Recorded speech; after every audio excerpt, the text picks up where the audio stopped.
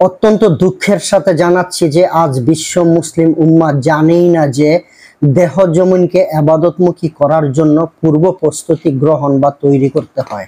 চাষের জমি যেমন চাষ করে নরম এবং আগাছা মুক্ত করতে হয়, ঠিক তেমনি ভাবে দেহ জমিনকে ও আত্মশুদ্ধি দিল জিন্দা তথা খান্নাস মুক্ত, শয়তানের ওয়াসওয়াসা মুক্ত এবং দিলকে নরম আল্লাহর প্রেমে দেহ মন মস্তিষ্ক শুদ্ধ করে আল্লাহমুখী করতে হয়।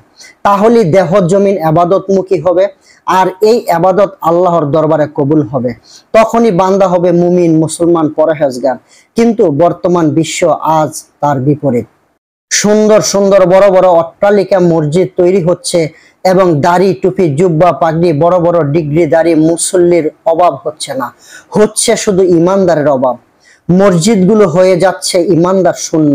তাই আসুন ওলি আল্লাহর অনুসরণ করি, রাসূল সাল্লাল্লাহু আলাইহি ওয়াসাল্লামকে মহব্বত করি, আশিক রাসূল হই, তাহলেই শান্তি ও মুক্তি।